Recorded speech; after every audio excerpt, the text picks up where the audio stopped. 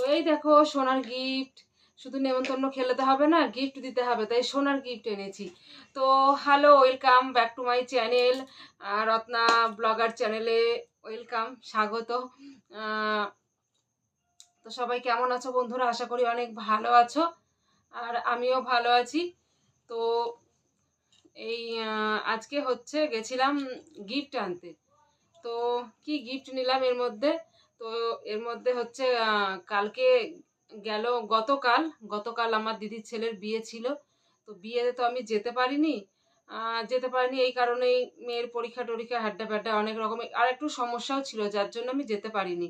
তো আজকে বউ চলে এসছে, কিন্তু আমি এখনো গিয়ে পৌঁছাতে পারিনি। তো আগামীকাল হচ্ছে বুধবার, তো 20 তারিখ, ফাল্গুনের 20 তারিখ, তো আগামীকাল বুধবার হচ্ছে বউ ভাত। তো আমি বউ ভাতে যাব, আমি আর আমার মেয়ে যাব। তো এই দেখো যাব বলে এই দেখো ব্যাগ গুছানো হয়ে গেছে, ব্যাগগুলো গুছিয়ে রাখলাম। তো ভাবছি যে ট্রেনে যাব না বাসে যাব। তো বাসে ট্রেনে গেলে মানে ভাড়াটা কম লাগবে, কিন্তু প্রচুর ভিড় ভাট্টা, আর বাসে গেলে প্রচুর টাকা ভাড়া লাগবে। তো একটুখানি সেভ করার জন্য ভাবছি দেখি কষ্ট হলেও ট্রেনেই যাব। তো আমার একটা খুব শখ ছিল, একটা আমার নতুন 3 পিস ছিল, তো আমি ভাবলাম পরবো, পরে যাব। তো ওড়না টোড়না নিতে হবে, আর ট্রেনে বাসে না সত্যি ওড়না টোড়না নিয়ে ঢোকা যায় না, মানে ওড়না চলে যায় আর আমি সামলাতে পারি না। যার জন্য আমি বললাম যে না, ওর নতুনটা পরবো না, পুরনোটাই পরবো। তো সেই জন্য ওটাকে রেখে দিলাম। ওটাকে ভাবলাম অন্য একটা জায়গায় যাওয়ার একটা কথা আছে, জানি না যেতে পারবো কি, আর গেলে তো অবশ্যই তোমাদেরকে বলবো সেটা যে কোথায় যাব। তো যদি যেতে পারি তখন ওইটা তোমাদেরকে দেখাবো, তখন ওটা পরে যাব, তখন ধীর ঠান্ডায়, তখন না ঠেলা ঠেলি কিছু হবে না, চুপচাপ, সেই জন্য ওটাকে রেখে দিলাম। তো আসল কথা হলো যে আমি কি এনেছি গিফট, তো সেটাই তোমাদেরকে দেখাবো। তো এই দেখো আজকে এনেছি, এর মধ্যে কি আছে বলো তো। মানে আমার যেমন সামর্থ্য আমি সেই রকম দেব, কেননা আমি বড় বড় জিনিস বলতেও পারবো না, দিতেও পারবো না, কেন যেমন সামর্থ্য তেমন দেব। তো অবশ্যই ভালো জিনিস দিতাম, কিন্তু ওই যে আমার আবার সামনে চেক আপ আছে, তারপরে হচ্ছে ডাক্তার দেখানো হ্যাড্ডা ব্যাড্ডা তো লেগেই আছে, ভগবান সে আমার কপালটাই খারাপ করে দিয়েছে। তবু বলবো তাকে অসংখ্য ধন্যবাদ যে আমাকে সুস্থ রেখেছে, কিন্তু সুস্থর পিছনে যে কারি কারি টাকা ঢালতে হচ্ছে সেটা তো কেউ বোঝে না, বলো। তো যাই হোক, এর মধ্যে কি আছে বলো তো দেখি, কি করে বলবে, আমি বলবো তারপরে তো তোমরা বলবে, তাই না? তো এই দেখো, খুলতে এটা দেয়া হয়।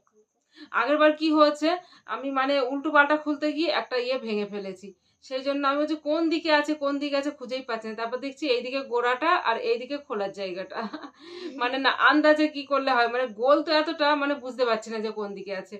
তো এই দেখো, দেখতে পাচ্ছ তোমরা?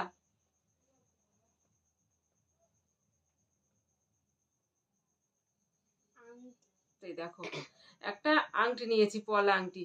কেন বলো তো, শাড়ি নিলে তো পরবেই, তারপরে বউ ভাতে অবশ্য শাড়ি দেয়, বেড কভার দেয়, হ্যাড্ডা ব্যাড্ডা দেয়। তো অনেকে, আর এখন সোনার যা দাম বলো, মানে যতই মনে করি না কেন একটা বেশি কিছু দেবো, ভালো কিছু দেবো, কিন্তু দামের জন্য সত্যি পারা যায় না।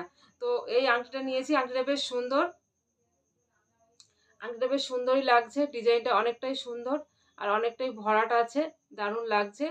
তো আসল কথা হলো আমি তো ভাবছি যে নিলাম, এবার আঙুলের মধ্যে হলে তো হয়, আমার আঙুলের মাপে নিলাম আমি, মানে রোগা, মেয়েটা তো একটু রোগা আছে, তো আমি ওই জন্য এই এই এই মাপটা নিলাম। এমনি আমার আঙুল একটু মোটা মোটা, আমার আঙুলগুলো মোটা মোটা, সেই জন্য আমি মানে এই মাপটা নিলাম। এবার জানি যদি এই মাপটা হয় তাহলে তো ভালো, আশা করি হয়তো হয়ে যাবে, বেশিরভাগ সব এই মাপেরই রয়েছে, আর মেয়েদের আঙুল সব বেশিরভাগ এইরকমই। কিন্তু সত্যি আমার আঙুলগুলো না এত মোটা মোটা, আমি মানে আংটি করতে গেলে আমার অনেকটা করে সোনা লেগে যায়, মানে এই রিংটা ঘোরাতে। তো আমার আঙুলের মতো আঙুল যেন কারণ না হয়, এত মোটা মোটা আঙুল। তো আমার যে আংটিগুলো রয়েছে আমার মেয়ের হবে না হাতে, কেন আমার মেয়ের আঙুল এত মোটাও হবে না। তো যাই হোক, কেমন হয়েছে সেটা তোমরা বলো তো, কমেন্টে বলবে, ঠিক আছে, কেমন হয়েছে আংটিটা। তো যাই হোক, এর মধ্যে রাখি। তো আর আজকে আর বেশি কথা বলবো না তোমাদেরকে, কেননা গুছিয়ে গাছি রাখবো, আর সকাল সকাল শুয়ে পড়বো, কালকে অনেক সকালে উঠে গুছিয়ে গাছি বেরোবো। তো ঠিক আছে, সবাই ভালো থেকো, সুস্থ থেকো, টাটা, বাই বাই।